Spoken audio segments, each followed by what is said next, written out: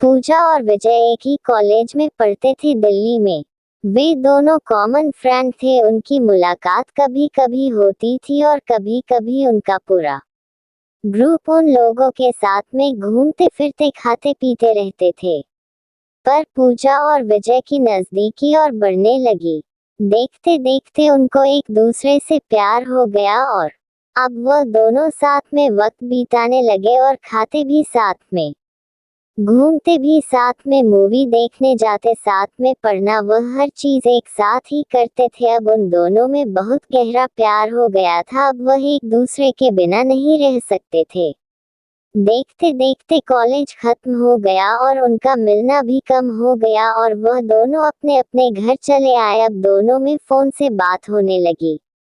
एक बार पूजा ने विजय से कहा, मैं तुमसे मिलना चाहती हूँ। विजय भी कहा, ठीक है। पूजा और विजय दोनों एक समुद्र के किनारे बैठ कर रहे थे। पूजा ने विजय से कहा, अब तो हमारी कॉलेज भी खत्म हो गई है। अब हम एक दूसरे के साथ वक्त कैसे बिताएंगे और अब जल्द ही मेरे घर वाले मेरी शादी करवा देंगे। विजय ने उसका हाथ पकड़कर कहा कि पूजा, तुम चिंता मत करो। मैंने एक दो कंपनी में जॉब के लिए अप्लाई कर दिया है। बस कुछ ही दिनों में अच्छी नौकरी पर लग जाऊंगा, फिर हम अपने अपने घर में बता देंगे। पूजा बोली, ठीक है विजय। अब 2 हफ्ते बाद ही विजय को किसान जूनियर हाई स्कूल में टीचर की नौकरी मिल गई जैसे कि उन्होंने तय किया था।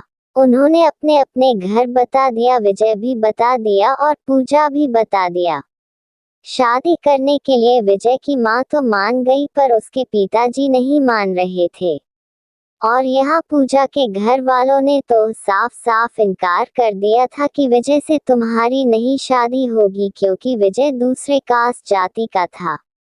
अब वह दोनों बहुत परेशान होने लगे कि अब क्या होगा। घर वाले तो नहीं मान रहे हैं। विजय ने पूजा से कहा कि तुम कैसे भी अपने घर वालों को मनाओ, नहीं तो मैं तुम्हारे बिना नहीं रह पाऊंगा।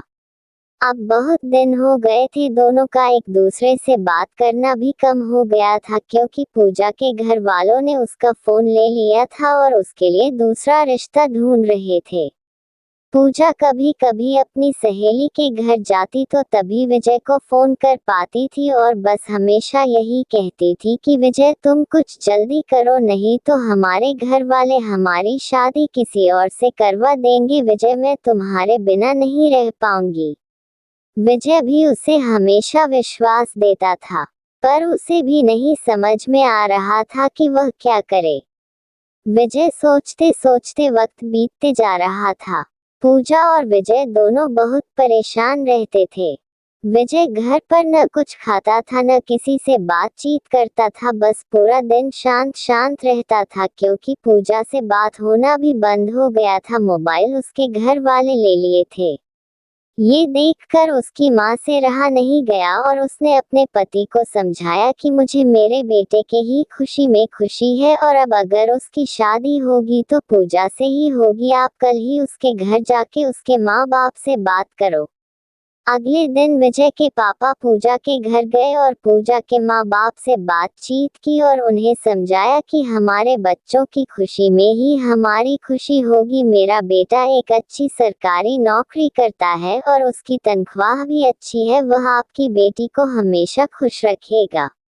विजय के पिताजी की मुंह से बात सुनकर पूजा के माँ बाप मान गए और शादी के लिए तैयार हो गए।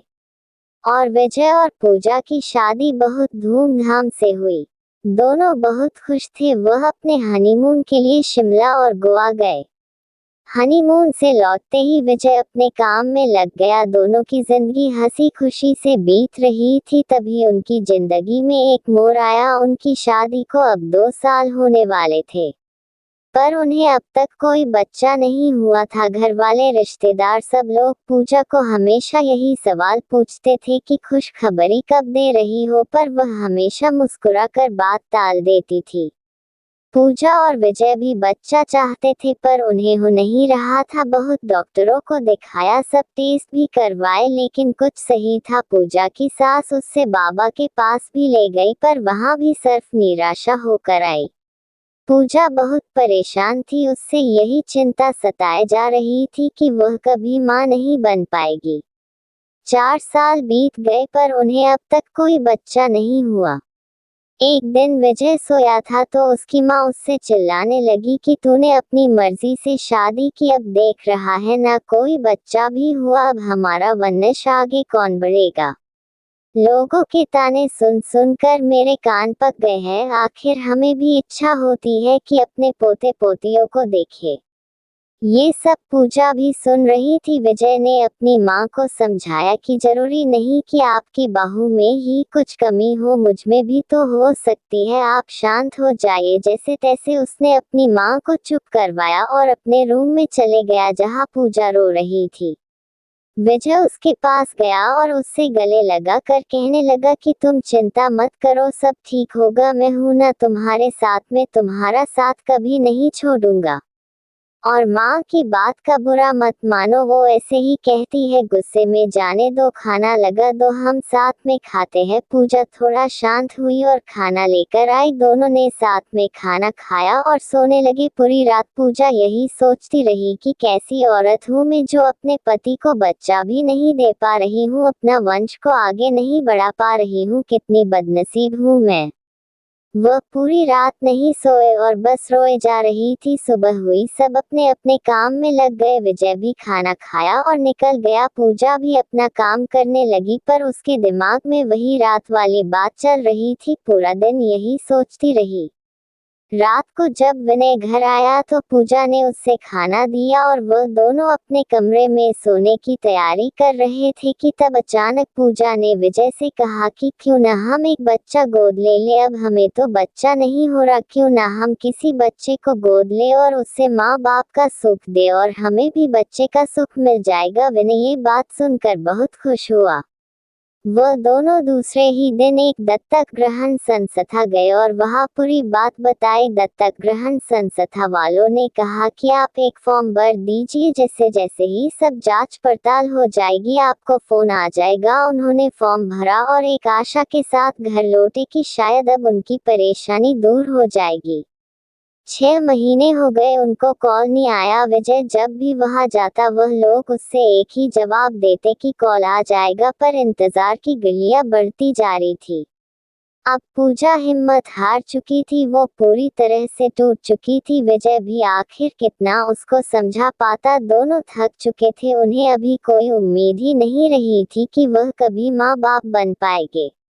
पर विजय ने पूजा का साथ और कोशिश करना नहीं छोड़ा। वह हर 2 दिन में संस्था जाता था। इंतजार करते करते 8 महीने हो गए थे और एक दिन अचानक विजय को कॉल आता है कि आप दत्तक ग्रहण संस्था में आ जाए, आपके लिए एक खुश खबर है। उसने तुरंत पूजा को फोन करके दत्तक ग्रहण संस्था आने के लिए कहा। दोनों वहां पहुंचे तो उन्हें पता चला कि उनको एक बेटी गोद दी जा रही है जो कि सिर्फ 5 महीने की है। विजय और पूजा की खुशी का ठिकाना नहीं रहा। विनय तो खुशी के मारे वही नाचने लगा।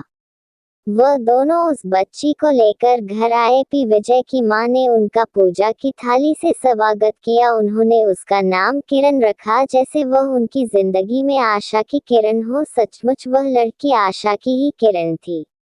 वह सब बहुत खुश थे, आखिर उन्हें अपनी बेटी जो मिल गई थी और वह अच्छे से खुशहाल जिंदगी जीने लगे। बस यही होता है प्यार, जो हर वक्त में तुम्हारा साथ दे और यकीन दिलाए कि हमारी परेशानियां हमसे छोटी होती है और हमें कभी अपने जिंदगी में उम्मीद नहीं छोड़नी चाहिए। विश्वास हो तो हम सब कुछ पा सकते हैं। अब विजय ने किरण को पढ़ाया लिखाया। किरण पढ़ने में बहुत अच्छी थी, उसने पढ़ने में कॉलेज में टॉपर आए। अब विजय ने उसे पढ़ने के लिए शहर भेज दिया। किरण ने शहर में जाकर पढ़ी की और देखते देखते किरण ने IAS की नौकरी पा गई। तो दोस्तों, ये रही पूजा और विजय की कहानी। आपने इस कहानी से क्या सीखा, कमेंट करके बताना। पूजा और विजय एक